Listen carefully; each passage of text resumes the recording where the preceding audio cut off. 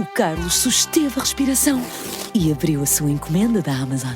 É um novo aspirador robô que vai deixar o seu chão impecável por um preço muito mais baixo do que ele estava à espera. Para o Carlos, é 5 estrelas.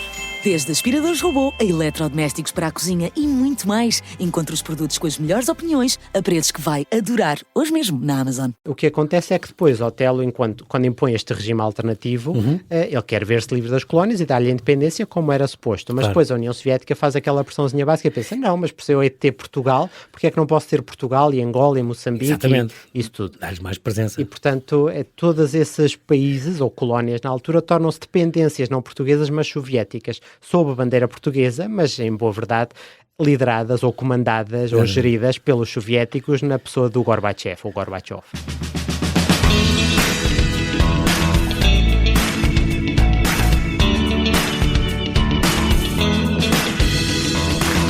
A premissa é simples. E se, depois do 25 de Abril, Portugal caísse numa ditadura comunista apoiada pela União Soviética?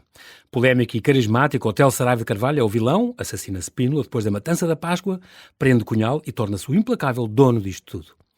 Depois do sucesso de Quando o Vaticano Caiu, um romance de história alternativa que foi a estreia na ficção de Pedro Catalão Moura, ele que repete a ousadia e arrisca em mais uma distopia histórica com Portugal Vermelho. Na véspera do seu lançamento, na Feira do Livro em Lisboa, vamos saber mais da nova obra deste autor improvável, que nas horas vagas é investigador doutorado em Engenharia Biomédica. Passados 51 anos de democracia em Portugal e estando este regime em risco em todo o mundo, não será a altura de reforçarmos os seus ideais para melhor o consolidar? Olá Pedro, e bem-ajas por ter aceitado este meu convite. Bem-vindo de volta à Rádio Observador. Olá João Paulo, muito obrigado pela oportunidade de estar aqui de novo no Convidado Extra. Tu és uma das preferências aqui destas conversas, porque eu gosto muito destes teus romances, confesso. Muito obrigado. Tu já fizeste 30 anos, Pedro, ou ainda não? Estou a uns dias de fazer 30 anos. Fazem que dia? Já... Dia 25 de junho, por favor, não me lembres, porque Tá vou bem, entrar tá bem. nos 30. 30? Mas isso é tranquilo contigo? É tranquilo, para já é tranquilo. Quando chegar aos 90 logo se vê. Exato, tornamos a falar. Exatamente, tu não és catalão, como és de nome, mas és transmontâneas, moncorvense, é tão engraçado. É verdade. Tu vais lá ainda de vez em quando? Vou lá de vez em quando, tenho ido lá apresentar os livros e a minha família inteira mora lá, portanto vou lá com bastante frequência. Uma vez por mês, pelo menos? É uma vez por mês, não digo, porque os afazeres são bastantes. Mas... Como investigador e professor deve ser complicado. Mas agora no verão vou certamente passar lá umas 3 semaninhas. Bom. Muito bem, tu fizeste esta... É engraçado que eu estava a pensar que tu, quando eras mais novo, e já falámos disto aqui, quando o teu primeiro romance, fizeste parte daquele Parlamento Jovem. É verdade. E aí tiveste a Assembleia umas vezes. É verdade. E portanto aí contactaste muito com os meandros da política nacional. Isso ajudou-te um bocadinho na pesquisa deste... Também há muita coisa que se passa na Assembleia. Ajuda sempre. Tudo que nós vivemos ao longo da nossa vida acaba por criar algum conhecimento em nós e fica retido numa espécie de disco rígido, o que depois vem à tona quando precisamos. E, de facto, essa foi uma vivência muito interessante. Não é... Bom, nem toda a gente tem essa oportunidade, não é? Eu tive enquanto aluno da escola, ainda antes da universidade, e portanto conheci figuras muito importantes da altura da política portuguesa. O Jaime Gama, por exemplo, foi um deles. Jaime Gama, por exemplo, na altura presidente da Assembleia da República. Exatamente. E portanto foi de certeza. Ministro dos Negócios Estrangeiros também, é um grande Ministro dos Negócios Estrangeiros, que nós tivemos, incrível. E depois nunca mais me esqueço da última conversa, quando tu vieste cá, falámos, aliás, vieste em fevereiro de 24, portanto há um ano e meio, quando saiu o teu Quando o Vaticano Caiu, tinha acabado de ser a tua quase regicídio na forma tentada, quando tentaste matar o número 4 ou 5 na linha de sucessão portuguesa. É verdade. Que era o Dom Dinis. O Dom Dinis, Duque do Porto. Infante Portugal, não esqueci disso. Olha, o único defeito que eu te aponto, e é verdade, e continua, é a francesinha, que é uma coisa que tu adoras e é uma coisa preferida para ti, e eu ainda não me convenceste. Um dia se cá tens que me levar a um sítio no Porto. Temos de ir ao Porto um dia destes. Recomendado por ti, talvez eu mudo de ideias, mas ainda não vou muito à bola com... Aquilo é pesado, verdade seja dita, não é? Mas eu tenho um outro vício, posso também falar dele, que são os croissants. Portanto, pois é, sou viciado em croissants. Eu soube agora que havia um concurso do croissant do Porto. Pronto. E acabou agora há pouco tempo, e há um Alexandre Batista, ou Alexandre qualquer coisa, ganhou o concurso com o chefe por causa do melhor croissant do Porto. Não sabia que havia... É uma especialidade também. E o cappuccino, pronto. A leitura para ti continua a ser muito, muito importante. Tu dizes sempre, um leitor vive muitas vidas, é uma frase muito cheia que tu dizes. Estou-me a lembrar do Alienista, uma coisa que tu leste do Machado de Assis, que gostaste muito, muito, muito curioso. É verdade, sim. E recomenda-me outro, mas de ficção, que tenhas lido recentemente. Lembras-te de algum assim que te salta à memória? Recentemente, e nem a propósito do meu segundo livro do Portugal Vermelho, eu tenho lido uns quantos livros precisamente de temática de espionagem e, portanto, tenho andado muito fã ultimamente do Sr. John le Carré. Claro. Portanto, aliás, é muito, a tua linha é muito a linha dele, nestes livros. Com a diferença que ele foi espião, ou pelo menos um elemento de serviços secretos do Estado, e eu não sou, pronto. Ou se calhar sou e estou aqui a fingir que não. Exato. Exato. Mas sim, e é engraçado, e no cima ele que nos deixou há relativamente pouco tempo. O Le Carré, que era, aliás, ele era inglês, mas é engraçado, depois naturalizou-se irlandês quase na hora de morrer. Disse: eu estou muito desiludido com a Inglaterra e estou com o Reino Unido, estou muito desiludido com o Brexit. E então, morreu, não morreu há muitos anos, morreu há 5 anos ou há 4 anos. E então naturalizou-se irlandês, pronto, porque ele tinha raízes também irlandesas. O nome dele, David John Moore Cornwell, de facto depois morreu há 5 anos, como eu estava a dizer, já tem 26 romances deste género. Leste muitos dele? Bom, não li 20 e tal, nem são 26, quando... de espionagem são 26, ele escreveu outras coisas. Pois, ele escreveu muito mais. Dos quais 8 em filmes, adaptados a cinema. Pois, ele é um dos principais nomes, não mesmo o grande nome neste género da espionagem. Intriga internacional de espionagem, exatamente. Exato, e como eu queria que o Portugal Vermelho tivesse essa marca, esse toquezinho de espionagem, e os espiões americanos e soviéticos e afins, então fui-me inspirar, fui beber à melhor das águas, não é? A melhor das águas, sem dúvida nenhuma. John le Carré, claro. Comparado com o teu Quando o Vaticano Caiu, este tem muito mais ação. É verdade. Aproxima-se muito mais de um thriller de espionagem, mas nunca abandonas a componente histórica. Foi de propósito? Foi de propósito. Eu gosto muito de basear bem as minhas histórias inventadas em factos históricos verídicos. E, portanto, eu faço muita Esse esqueleto existiu e aconteceu. Portanto, não foges dessa história. Precisamente. A Páscoa que era para haver, o Spínola, a coisa, os Copcons, estás lá nisso tudo. Exatamente. Mas depois inventas os diálogos, Perfeito. Eu costumo dizer que eu faço uma vírgula ali à história real, não é? E, portanto, peguem acontecimentos verdadeiros, chego ali a um ponto em que ponho um ponto final nesses acontecimentos verdadeiros e depois começo eu a criar a minha própria história com H grande numa história com H pequeno e, portanto, depois crio os meus livros. E, portanto, é muito por esse lado, é criar um enredo ficcionado e importa dizer que isto é tudo ficção especulativa. Obviamente que o Sr. Hotel não fez nada disto, coitado do senhor, acabou a ser o vilão desta história, não tem culpa nenhuma. É a mesma coisa com mas esteve preso várias vezes, foi julgado, foi condenado, voltou a ser absolvido, andou ali uma reviravolta com as coisas. Teve uma vida emocionante. Sem dúvida, sim, foi estratega é de verdade isso, foi estratega do 25 de Abril, de facto, a parte militar, claro que sim. Muito devemos da Revolução dos Cravos, mas depois houve de facto aquela participação nas FP25, dos atentados bombistas, assassinatos mandados, não sei o quê, onde se diziam que ele mas tinha... nunca se chegou ao ponto daquilo que ele, coitado, faz no livro, que é sendo um exagero, os crimes de sangue, os crimes de sangue e uma ditadura implementada em Portugal, ele nunca chegou a tal, obviamente, e portanto... E por cima surpreendeu porque tu foste buscar mesmo uma ditadura de esquerda... Claro. No fundo apoiada pela União Soviética, o URSS. E, na altura, o Cunhal está preso, quer dizer, já pensava que como seria o Cunhal, que certeza queria os soviéticos cá, e o Stalin se pudesse a mandar nisto tudo, como ele tinha uma estátua que é agora marquês, não é? É verdade, é verdade. Eu pretendo rir com isso. Eu gosto muito nestes filmes de distopias históricas possíveis. E ele sempre acharia que seria o Cunhal. Mas o Cunhal eu acho que era demasiado democrático para alguma vez implementar um regime. Este seria um extremo, ainda mais extremo de esquerda. O Cunhal, apesar de tudo, era uma pessoa com formação, era académico, tinha um curso extraordinário quando estava preso. Precisamente, e portanto eu acho que ele era demasiado, demasiado democrático para impor um regime longe da democracia, acho eu. Apesar de comunista e defender alguns ideais pouco democráticos, em si ele não o faria. E, por exemplo, aquela questão do Stalin, ele nunca reconheceu que fosse um... Por exemplo, não é? Por exemplo. Que teria sido havido aquelas grandes fomes e aquelas coisas todas, ele achava sempre que não, e tentava brincar um bocadinho essa coisa, já todo mundo sabia que ele tinha sido um regime terrível e com muitos milhões muito mais que o Hitler, não é?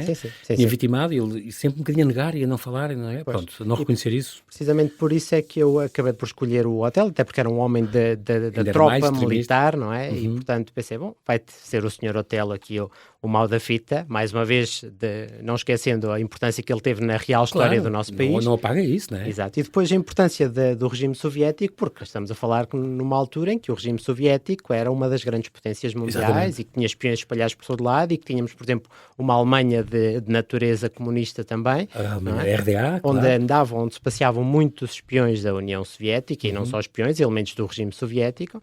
E, portanto, nada melhor do Cuba, que... tu falas disso tudo, esses regimes, não é? Coreia do Norte, Cuba. Foi precisamente uma altura em que houve vários países e vários a virar à esquerda e novos regimes de comunistas e de extrema-esquerda a aparecer.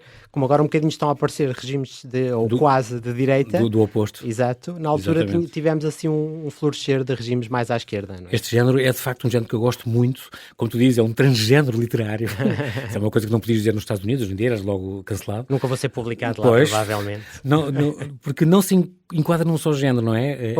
Há 1 ano e meio estreaste no thriller histórico, mas isto é chamada a história alternativa. Eu gosto muito disto, história alternativa ou distopia histórica ou ficção especulativa. É um bocadinho estes géneros, porque eu lembro-me sempre deste livro que já tem 33 anos, do Robert Harris, o Fatherland, deste britânico, que é o tal que eu gosto imenso. A propósito, e se na Segunda Guerra o Hitler tivesse ganho? Portanto, é também um policial alternativo, que começa com o assassínio de uma alta figura do Estado nazi na semana da celebração dos 75 anos do Adolf Hitler. E, portanto, muito engraçado. É um bom exemplo. A Princesa Isabel, que ainda não era Rainha Isabel, e o Churchill estão exilados no Canadá. Eduardo VIII também já... Com o Wallis Simpson é o novo rei, o Joseph Kennedy é presidente dos Estados Unidos.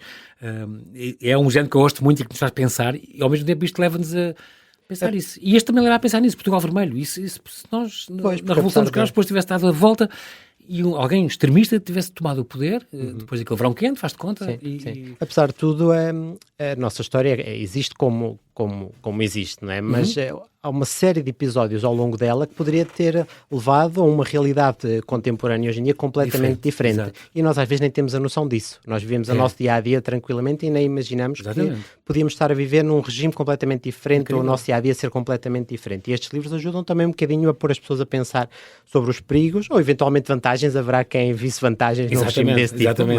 Mas cada vez mais pessoas veem vantagens nisso. Exatamente, infelizmente. Nesse regime e outros, no contrário, se do outro lado se a parte do Spínola queria muito afastar os comunistas de vez e instaurar uma coisa de direita outra vez, imaginamos que resvalasse para a ditadura e que voltássemos a ter outra ditadura de direita. O que aconteceu na altura, assim, muito rapidamente, para também não ofender os colegas que são especialistas em história, é que dizia-se que o Partido Comunista planeava um golpe em Portugal e que planeava matar as pessoas um bocadinho mais conservadoras, mais à direita, nomeadamente do Spínola, e ele avisado. Dizem que foi avisado de propósito ou não, ele chegou-lhe aos ouvidos essa intenção, que os comunistas negam até hoje, e resolveu ele também tentar um contragolpe e impor ele um próprio regime liderado por ele, que depois não teve sucesso, como várias tentativas não tiveram sucesso. Foi chamada a intentona. Esta Operação Matança da Páscoa nunca ficou provada, é engraçado que é no fundo a base do teu livro, nunca ficou provada, até hoje, não passou de boato, uma operação militar de preparação num golpe de Estado em 75, atribuída por certos comentadores ao PCP, apoiado pela União Soviética, cá está, e seus aliados, que se destinava... Eu depois é que fui estudar um bocadinho isto por causa do teu livro. Fala-se pouco, não é? Mas destinava-se ao assassínio de várias personalidades contrárias a Moscou e apoiantes do Spínola, cerca de 500 oficiais e 1000 civis. Isto é centenas de pessoas. Já viste a matança que teria sido no nosso país se isso tivesse acontecido? Hoje teríamos uma página muito negra na nossa história. Exatamente. A circulação de boatos impulsionou então o Spínola a reagir, escondeu-se, ele fugiu de casa, eu lembro disto, com barbas postiças e com mulher. Exatamente. Com medo, não é? E montou o tal golpe de 11 de março, que resultou depois no exílio dele no Brasil, instiga o verão quente, depois tinha a ver com o MDLP, também era aquele movimento democrático de libertação de Portugal, que foi considerado ilegal, uma ação política anticomunista, e depois ele foi apanhado depois no escândalo Wallraf por causa de armas e não sei o quê, e acabou por ser veio a Portugal depois do exílio, e acabou depois por ser preso, e foi interrogado e tal, pronto. E isto no livro nós chegamos aí. Exatamente. Não chega. O hotel arrumou o assunto logo ficámos precisamente quase com a matança da Páscoa. Muito bem. Só para lembrar às pessoas que nos estão a ver que tu és engenheiro biomédico da Nova e és investigador de doutorado. Lembro quando vieste cá, estavas ainda em processo de quase de defesa da tese. Defendi logo umas semanas a seguir. Então pronto, agora já és mesmo... Parabéns, correu tudo bem. Correu lindamente. A tua tese tinha a ver com... É aquela coisa que fizeste com a Auto-Europa. É aquilo da contaminação dos compostos orgânicos voláteis numa estufa de pintura. Foi, sim, para proteger a saúde dos trabalhadores, no fundo. A Volkswagen preocupa-se muito com a saúde dos trabalhores e não são poucos, não é? Aliás, estamos a falar de um dos maiores investimentos estrangeiros em Portugal. Que impacta tanto o nosso PIB, exatamente. Exatamente. Muito bem, então continuas investigador neste Laboratório de Instrumentação e Engenharia Biomédica e Física das Radiações, é isto? Exatamente, é o laboratório no campus da Nova, FCT, na Margem Sul. Ali na Caparica, e portanto é o laboratório onde eu faço a investigação, um centro de investigação que pertence à Universidade Nova. E a qualidade do ar é o que tu também investigas hoje em dia? Também, sim, os marcadores patológicos, portanto, identificação de marcadores não invasivos para fazer diagnóstico de patologias, desde patologias não cancerígenas até mesmo a cancros. Como, por exemplo, as pessoas aspirarem sílicas e este género de coisas? Por exemplo, precisamente. Silícios hoje em dia há metodologias que nos permitem, por exemplo, através de um simples recolha de ar exalado, portanto, do ar que nós exalamos na expiração, se presente uma série de compostos, podemos perceber que a pessoa, se calhar, tem, por exemplo, um cancro do pulmão, um cancro da mama, simplesmente com um aumento... O ar que a gente sai e sem precisar de análises invasivas e coisas Nada invasivo, claro, depois recorre-se àquilo que está certificado para confirmar, mas esse pode ser um pré-diagnóstico, não é? Um prognóstico para fazer uma primeira seriação, uma primeira triagem de possíveis patologias. E porquê é que todos os nossos hospitais não têm já isso instalado? Porque é muito difícil de certificar para a utilização médica. É muito difícil. A certificação para a implementação médica são processos longos, demorados, e que tem muitos trâmites. Mas tem a ver com patentes e coisas assim que são possíveis de fazer? Tem a ver com a quantificação desses compostos, com a identificação concreta desses compostos e, acima de tudo, com a exclusão de outros motivos pelos quais eles também podem estar presentes. Que não são patológicos. Por exemplo, alimentar. Basta ter comido algum alimento, por exemplo, a nossa alimentação, durante a digestão, nós temos tendência a produzir acetona. Gás e acetona, por exemplo, não é? E, portanto, porque é que a pessoa tem acetona, um bocadinho de acetona no ar? Estamos a falar em quantidades mínimas, obviamente. Que é venenoso? Não é venenoso. É aquilo que é do verniz das unhas, não é? Sim, claro. Ingerir nessas quantidades pode ser perigoso, mas estamos a falar de quantidades muito residuais, muito moléculas. Pois, portanto, a presença dela no ar exalado pode ser, por exemplo, indicador de diabetes. Mas pode simplesmente ser o processo de digestão a acontecer. Não é? Portanto, essa é a parte difícil. Tem que fazer esses testes de X horas depois de ter comido. Exatamente. Para não interferir com isso. Está bem. Mas achas que estás no bom caminho para isso? Eu acho que sim. Eu acho que temos aqui muita contribuição a dar ao mundo médico em poucos anos, espero eu. Epá, que bom. Isso é muito bom ouvir, Pedro Catalão Moura. Eu gosto muito de saber estas investigações e onde é que isto nos pode levar. Eu sei que também és próximo da ciência. E gosto muito. E, por exemplo, as moléculas nas algas combustíveis era uma coisa que também tinha a ver com... sim. Foi um projeto engraçado em que também estive envolvido, sim. E também é um bocado o futuro também. É uma coisa que está...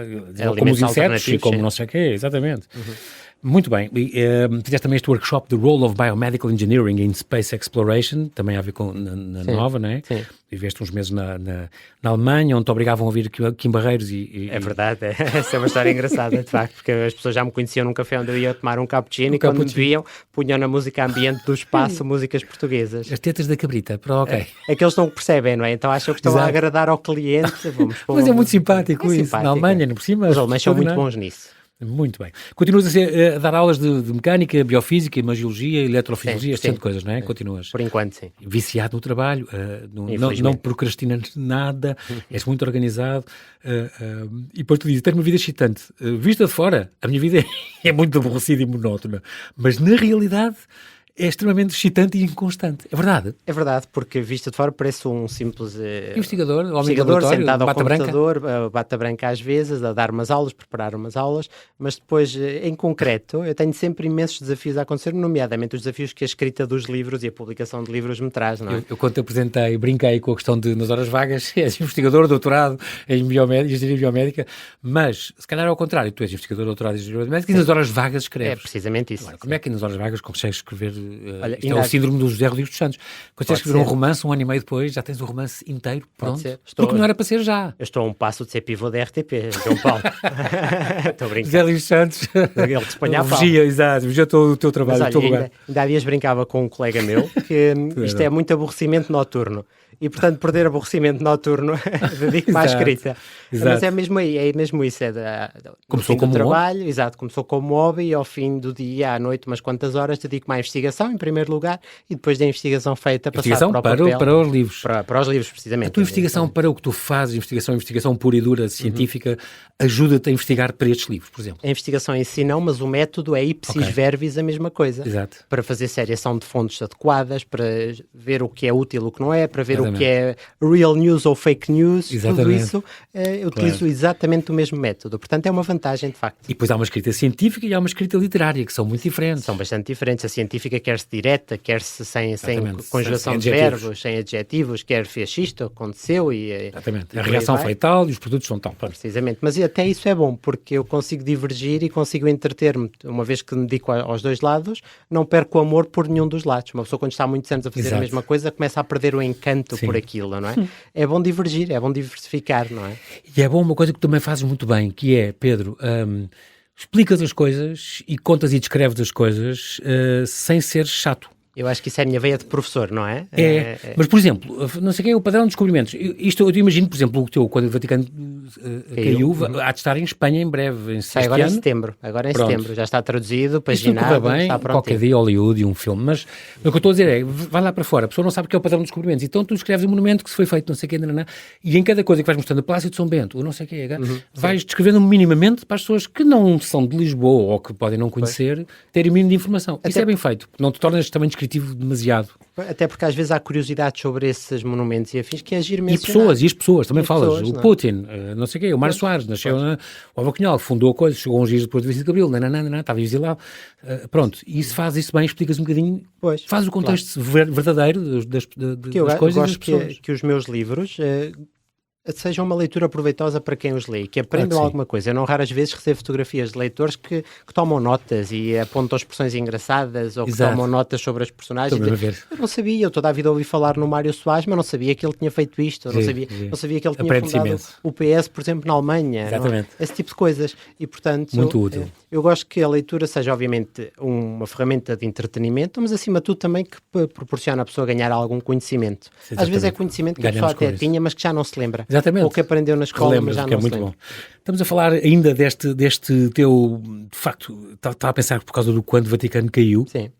Este livro fantástico que tu escreveste saiu, portanto, em 24 de janeiro de 24. E que houve muita gente a ler agora por causa da eleição do Papa. Era isso que eu ia dizer. A questão do conclave foi engraçado. Tu falas aqui muito dos conclaves e da mecânica dos conclaves. Há um mês tivemos um.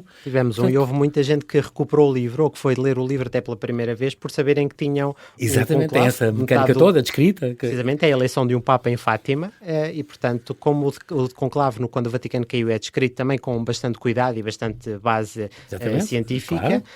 As pessoas acompanharam e conseguiram fazer quase um check àquilo que viam nas notícias e perceber, ok, agora está a acontecer isto por causa disto e daquilo. É mais um da saída de emergência, a editora, tem o extraordinário o pormenor de ser, diz lá, livros para sair da rotina, e de facto saem.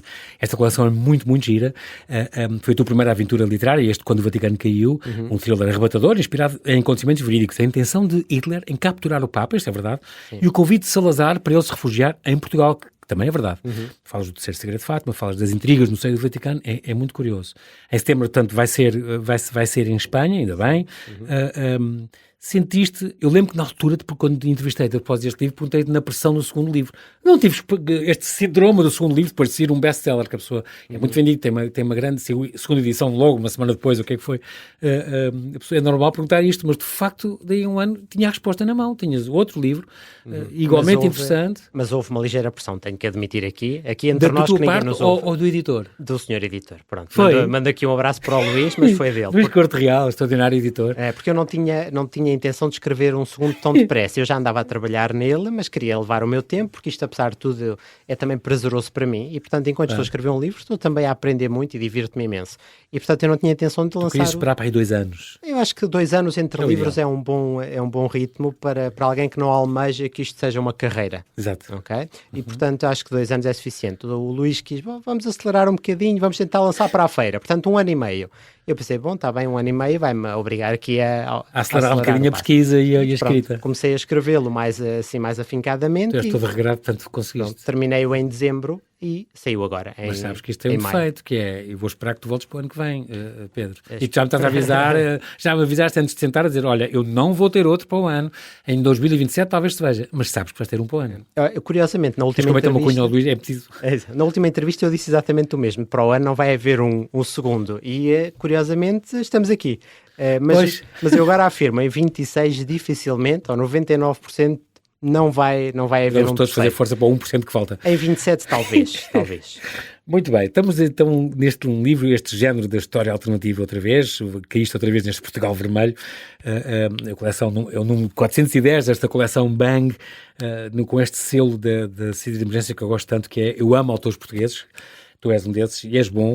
O lançamento então vai ser amanhã, vai ser o teu editor. Foi ele que foi o teu editor mesmo. Ele é o editor, tanto editor-chefe aqui da Cidade de Emergência, mas foi também o editor que pegou no teu texto Sim, o processo foi bom, foi fácil. Tem sido o meu editor nestes 2 livros e tem-me acompanhado sempre, acompanha-me logo durante a escrita, ele vai lendo aquilo que eu vou escrevendo, vai logo dando sugestões. Por exemplo, a introdução na história de uma certa personagem de nome Vladimir Putin foi, curiosamente, uma sugestão que nasceu de uma reunião com ele. Okay. E portanto... Mas ele já era, de facto, na altura, desde os 23 anos, era um cão de fila da KGB, ele já tinha uma ação importante. Ele andava a passear-se enquanto espião, bom, eles se calhar não lhe chamavam espião, mas enfim, um elemento do Estado soviético, andava a passear-se numa Alemanha comunista, ou na Alemanha comunista, não é? Onde veio a Merkel, aliás. Exatamente, não é à toa que ele fala também. É bem possível, porque eles são contemporâneos em termos de idade, não é? Exato. E portanto, nada impediria que o Sr. Putin, em vez de estar na Alemanha comunista, não desse um saltinho a um Portugal comunista. Sim, e na altura, e com tantas amizades com a União Soviética, como tinha com a parte do Cunhal. Precisamente, portanto, isso acontece de facto no livro. O Sr. Putin passeia-se por Lisboa. Agora estava a pensar, ainda a propósito do anterior, desculpa, por causa das tuas viagens, uma das coisas que tu falas é nunca foi viagens preferidas, gostas de viajar, fazes pouco, gostavas de fazer mais, ainda não foste a Florença, que é um dos teus sonhos? Ainda não consegui ir a Florença, nem ao Vaticano. Pois é isso que eu ia dizer, mas será que tu, como tu dizes, será que, não sei se, a não ser que seja barrada a entrada depois quando o Vaticano caiu, não há razão nenhuma para te barrar a entrada, mas acho que não. Até o próprio o Rui Miguel Costa, que gostava muito disso e falava muito disso, o Luís. E tu, e é engraçado uma coisa que tu dizes, gosto muito de visitar monumentos, museus, é verdade, e principalmente panteões e mausoléus, porque tu sentes a história das pessoas que ali estão. É, porque lá está, as pessoas têm vidas às vezes muito intensas, fizeram feitos extraordinários durante os seus 50, 60, 70, 80 anos de vida e supetão deixa-se de falar delas. E é muito giro pensar que vida intensa aquela pessoa deve ter para ter tido honras de panteão. Não é? E não raras vezes, eu quando faço uma visita dessas, eu não tenho paciência para estar deitado numa praia ou para estar a apanhar sol, prefiro muito mais visitas culturais. E quando faço esse tipo de visitas, não raras vezes levo um caderninho, tomo nota das pessoas, enfim, ou figuras com que me vou cruzando e chego a casa e faço investigação sobre elas. E, portanto, não raras vezes me surgem ideias. Quer dizer, tens uma pilhas de dados sobre pessoas que um dia eventualmente entrarão em romances teus? Eu tenho uma técnica que costumo chamar que é a técnica matriosca. São, no meu computador, pastas dentro de pastas, dentro de pastas, dentro de pastas. Técnica matriosca. E, portanto, tenho muitas pastas dentro de pastas com premissas, possibilidades... Isses, muitos isses. Giro. Enfim, e pessoas também, e nomes de pessoas e histórias agregadas. Também. Sim, é verdade. Porque depois dá para encaixar às vezes pessoas que parece que não têm nada a ver uma com a outra, na realidade podem muito bem ser cruzadas numa mesma história, como acontece, por exemplo, no Portugal Vermelho, em que temos aqui um cruzamento entre Vladimir Putin, Mário Soares, Franco Carlucci e Hotel Saraiva de Carvalho, figuras que à partida se pensou e que na realidade nunca se cruzaram, ou pelo menos o Putin com o Mário Soares era muito amigo do Soares, sim, refiro mais ao Putin, não é? Que em princípio nunca se cruzou com os outros. Contemporâneos, sim. Acho engraçado que tu já disseste neste livro o título, a ideia do título, não lhe dei título, deixei isso com o editor. Não vale a pena. Em vista do teu primeiro... Exato. Eu adorei, tenho que contar isto, o primeiro livro, quando o Vaticano caiu, a ideia do título do Pedro, não faz mal eu dizer. Força. Era o Manifestis Probatum. É verdade. Portanto, ele queria que fosse aquela bula do Papa Alexandre III, de 1179, que declarava independente do Condado Portugalense e Dom Afonso Henriques, o primeiro rei. Um documento extraordinário, o mais importante para a fundação da nossa nacionalidade, está na Torre do Tombo. E o rei deve ter sido Luís que disse: tu és maluco, Manifestos Probatum. Um livro académico. Quem é que vai comprar um livro, um romance distópico extraordinário para ler? Não ia vender 10. Exato. E todos na Torre do Tombo. Todos na Torre do Tombo. Não, então o primeiro, não lhe dei título, e então ficou Portugal Vermelho. Foi mesmo o Luís que escolheu? Ou ele tem uma equipazinha? Eu acho ótimo o título. Eu acho que sim, diz um bocadinho ao que o livro vai. Claro. E, portanto, desvenda assim um bocadinho. Sim, mas faz parte. E a capa também, todo o desenho. Pois. Tens a sorte de ter, as emergências têm muito cuidado com as capas e tu tens São essa muito sorte. bonitas as capas. Muito bonitas. Vem um bocadinho na sequência da anterior, que também é muito giro. É, sim, mantém uma mesma linha, o que fica bem na prateleira lá em casa. É muito engraçado. A capa é muito boa. Curiosamente, a capa esteve muito perto de ser um marcador, não é? Tu tens um marcador muito largo e depois disseram, não, é melhor assim. Eu também, embora seja importante, na capa depois no marcador é assim um marcador de livro típico, estou a olhar, estou com ele na mão, tem as figuras, um bocadinho mais largo, mas tem o hotel, tem uma fotografia do Álvaro Cunhal, do Mário Soares, tem uma fotografia do Putin, com várias linhas e vários tem um mapas. Mapa de Portugal vermelho. Pravda e mapas e coisas. Exato. Pronto, mas... Estamos a deixar os ouvintes curiosos, têm de ir claro ler sim. o livro, mais que não seja para ver o para marcador. Porque vale muito a pena, muito engraçado, e foi o que eu usei como marcador, de facto, ali no instante. Mas de facto, esta capa, não, sem dúvida nenhuma, merece, só a capa se dá nas vistas, é muito na linha da outra, que eu gostei muito. E eu soube o título do livro quando vi a capa pela primeira vez. Porque, não sabias antes. Foi uma discussão interna da editora, eles terão... surpreenderam depois. E surpreenderam-me com a capa e ao mesmo tempo com o título do livro, que eu acho muito bem. Compraste logo? Comprei logo, encomendei logo para mim, ainda não li, mas... Não, mas a ideia da capa, e está a giro com o tipo de letra, tudo soviética e tudo. É assim um toquezinho soviético. Muito giro. De facto, aqui o grafismo aqui da saída de emergência é em grande destaque. Estas personagens, já falámos dela, do Hotel Saraiva Carvalho, que é aqui escolhido como o vilão da fita, do livro, o Mário Soares, Álvaro Cunhal, a Costa Gomes, o Spínola. Foste buscar a Celeste Queiro, que engraçado. A Celeste Queiro era a mulher dos escravos. A senhora dos escravos, que deixou também uma marca muito importante, sem se calhar ter noção disso, tornou-se uma figura importantíssima e de grande relevância na nossa história. Morreu em novembro passado. Morreu recentemente. E fez-lhe uma grande homenagem nos 50 anos de Vicente Gabriel. Ainda bem, não foi e merece todas as homenagens que lhe façam, porque ela, com um gesto tão singelo, marcou uma geração e marcou um país inteiro, não é? E eu utilizo aqui a Celeste como voz do povo. Eu elevo a representante máxima do povo português a viver sob um regime de ditadura à esquerda. E, portanto, ela é o meu povo, ela é a voz do meu povo e também é um bocadinho uma homenagem representar todos os portugueses que viviam num regime alternativo comunista, representados na voz da nossa querida Celeste Queiro. E é muito bonito, porque eu não sabia disto. Primeiro, ela tem coisas engraçadas, como, por exemplo, ela trabalhava de facto neste restaurante Sir. A quando do 25 de Abril, ela trabalhava de facto num restaurante ali no edifício Franjinhas. Que é aquele ali na Rua Branca Mosquina com a Castilho. Conheço muito bem, a minha mãe morei ali, solteiro toda a vida.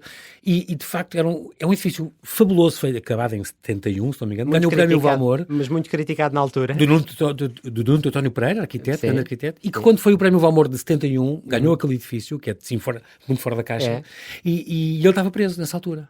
Quando ganhou o prémio. Sim. E é um edifício de facto extraordinário. E de facto tinha este restaurante chamado Sir, que foi o primeiro, se não o primeiro, self-service em Portugal. Era uma moda absoluta. Em Portugal, provavelmente, sim. E a Celeste trabalhava lá na altura. Eu não fazia ideia. E no dia do 25 de Abril fazia precisamente um ano que tinha sido inaugurado o Sir. Porque era 25 de Abril de 73. De 73, o dono do Sir ia celebrar oferecendo cravos aos clientes.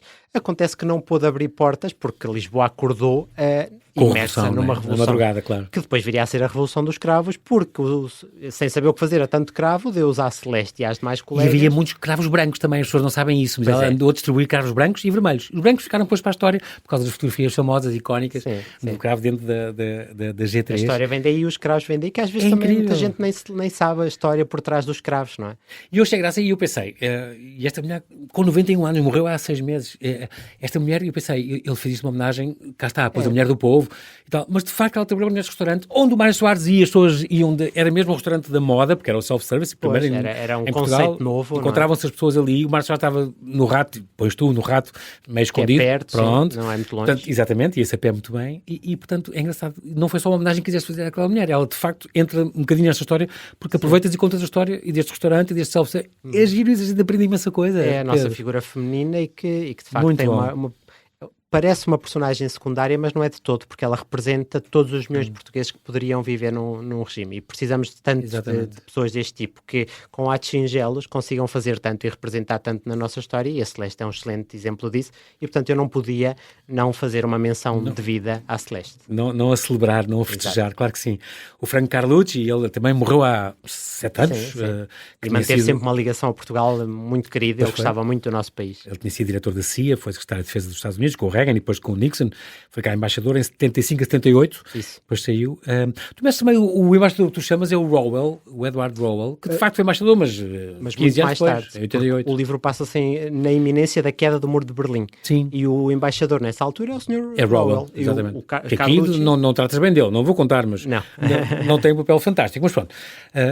O Carlucci já não estava em Portugal, portanto já tinha regressado aos Estados Unidos. No livro ele regressa uma figura-chave, o Carlucci. É verdade. E curiosamente inclusivamente ele disse em várias entrevistas que foi apanhado de surpresa pelo 25 de Abril, o que é muito curioso os americanos serem apanhados de surpresa por algo deste Exato, género. No cima ele que foi reconhecido diretor da CIA, quer dizer, ele tinha é? direito a acesso à informação mais classificada. E nós temos ideia que os americanos têm assim um controle de tudo o que está na iminência de acontecer, pelos vistos não era assim tanto na altura, porque ele próprio já disse em entrevistas que foi apanhado de surpresa. Exato. E que suspeitava de toda a gente na altura e que temeu muito uma viragem à esquerda em Portugal. E ele depois é nomeado, acho que é em dezembro de 74, mas só vem em janeiro de 75 é que vem para cá. Ele vem uns meses depois. Precisamente. Depois fica cá. Ou seja, caiu num país em polvorosa. Exatamente. Não é? Em plena confusão, governos a cair quase todos os dias, estou a exagerar, mas governos muito curtos. Exatamente. E, portanto, imagine-se cair enquanto representante do país mais poderoso do mundo, cair num país pequeno, perdido na ponta da Europa, mas que está uma confusão tremenda. Imagina o que lhe terá passado pela cabeça. Sim, e uma confusão que, como ele vê,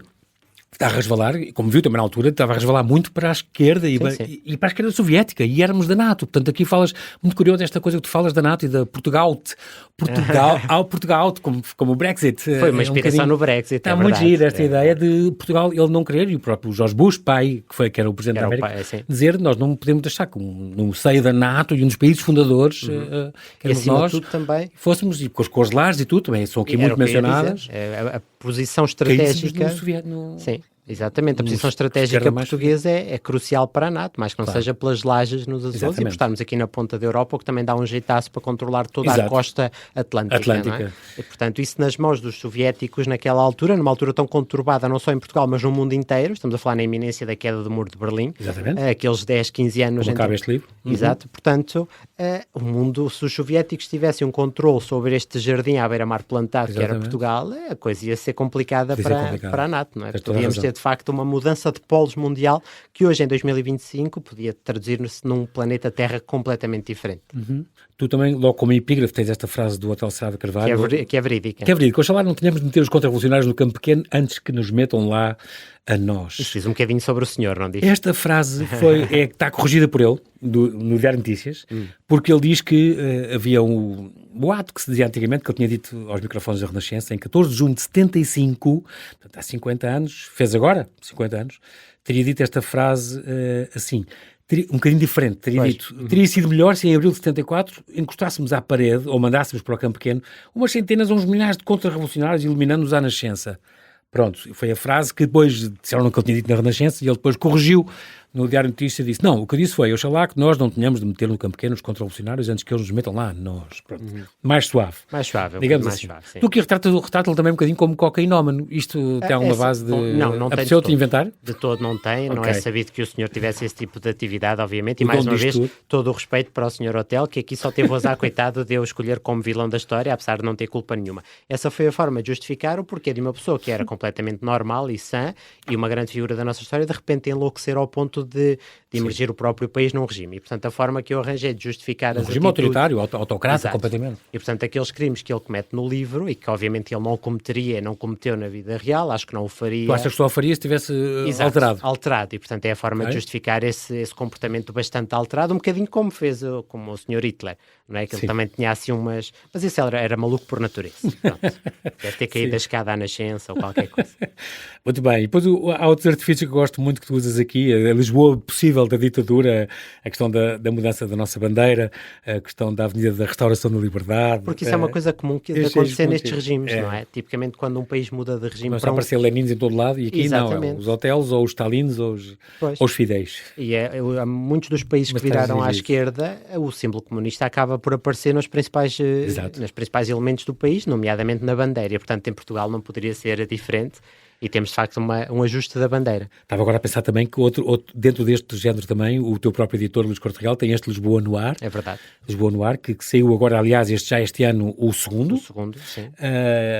Do próprio Luís Corte Real, portanto, no caso, estamos a inventar também uma distopia deste género, uma história alternativa. O Dom Miguel ganhou a Guerra Civil, o Pai da Nação instalou uma monarquia absolutista. Que resultou muito bem. Exterminou os liberais, recuperou o Brasil para a coroa, e depois a ele sucede o Dom Miguel II, unificador, que conseguiu a União Ibérica, a Guerra do Ultimato esmagou os ingleses no final do século XIX, ganhámos a Guerra do Ultimato, de facto é tudo muito inventado, mas é esta altura em que em Portugal há dirigíveis nos céus e polícias corruptos, o sindicato do crime comanda tudo, e aliás, este segundo livro, tu entras. É verdade, Tens curiosamente. uma participação, não é? É, o Luís, Ele tem sempre um autor convidado? Tem sempre um ou dois autores convidados. Este livro é escrito por contos, não por capítulos, portanto são contos que se entrelaçam entre si. Ele convida sempre alguns autores. Para este segundo livro ele deu-me a honra de poder escrever um conto para este Lisboa Tinhas Noir. carta branca para Tinha incluir carta uma história branca. aqui neste período e acabou. Sim. Ele deu-me carta branca, ele sabia que eu tinha gostado muito do primeiro volume, então deu-me carta branca para escrever o que fosse. Claro que depois fomos discutindo, Claro. mas eu escrevi um conto passado no Porto. Eu fugi à Lisboa, a alternativa dele, ok. fui para o Porto, criei um Porto, bom, enfim, um Porto abandonado Também pelo distópico. regime, também distópico. Ok. E acho que ficou uma história muito gira, também convido toda a gente a ler. Muito bem. E fica este Lisboa no ar, já o segundo volume que saiu. Sabes quando eu recebi, porque recebi há pouco tempo e pensei, olha, mas eu já tenho este, se calhar é uma reedição para a Feira do Livro. Mas não, é a história nova e é a continuação. Precisamente. Também outro artifício teu, e nós estamos a terminar, a questão das colónias, que aqui não são colónias. Agora, neste Portugal distópico, já 15 anos depois do 30 de março, porque a praça é 30 de março, é o Terreiro da Praça, 30 de março de 75, são as dependências. É as dependências. E depois de terem começado com a sua autodeterminação e com a sua independência, o hotel vai recuperá-las outra vez. É, porque o Otelo, enquanto pessoa real ou figura real, não era a grande apologista de manter as colónias. Aliás, ele achava que as colónias deviam ter a origem do Vice-Gabriel foi exatamente esse descontentamento por causa da guerra colonial, claro. Precisamente, militares. e da desconfiança que havia para com os militares lá envolvidos. E, portanto, o que acontece é que depois Otelo, quando impõe este regime alternativo, ele quer ver-se livre das colónias e dar-lhe a independência como era suposto. Mas depois a União Soviética faz aquela pressãozinha básica e pensa, não, mas por ser eu hei de ter Portugal, porque é que não posso ter Portugal e Angola e Moçambique e isso tudo? Dá-lhes mais presença. E, portanto, todos esses países ou colónias na altura tornam-se dependências não portuguesas, mas soviéticas, sob a bandeira portuguesa, mas em boa verdade lideradas ou comandadas ou geridas pelos soviéticos na pessoa do Gorbachev, ou Gorbachev. Sim, muito bem. Então, projetos em mão. Olha, projetos em mão, eu tenho uma ou outra ideia também de história alternativa. Boa, claro, espero que sim. Isto é um género que veio para ficar, pelo menos. Espero que sim. Enquanto não esgotar, enquanto tiver ideias que que acho dignas de terem uma história escrita sobre elas. Tu és bom a fazer isso, Pedro, não largues. Ok, agradeço. A sério. Olha, portanto, vem aí mais um romance destes. É possível que o terceiro a vir existir será também uma história alternativa. Mas já começaste, claro, pelo menos a pesquisar. Já comecei a pesquisa, sim, já tenho criação de personagens, já tenho um esqueleto, mais mês, menos mês, devo partir para a escrita, mas sem pressa, sem pressões, prazos. Isto é um recado ao Luís Corte Real. Exato, não. Se ele estiver a ouvir, Luís, vamos com calma. calma. Está a ouvir, com certeza. Muito bem. Pedro Catalão Moura, é sempre um grande prazer conversar contigo. Eu vou dizer isto, vou arriscar dizer isso, marcamos encontro para o ano, porque eu quero te ver cá outra vez, nem que seja a dizer, João Paulo está quase a sair, vai ser sobre isto. Pronto, fica à tua espera. Muito obrigado por teres vindo. João Paulo. E parabéns por este teu livro. Muito obrigado. Muito obrigado.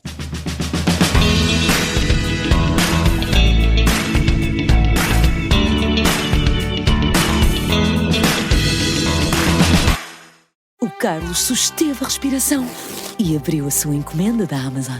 É um novo aspirador robô que vai deixar o seu chão impecável por um preço muito mais baixo do que ele estava à espera. Para o Carlos, é 5 estrelas. Desde aspiradores robô a eletrodomésticos para a cozinha e muito mais. Encontre os produtos com as melhores opiniões a preços que vai adorar hoje mesmo na Amazon.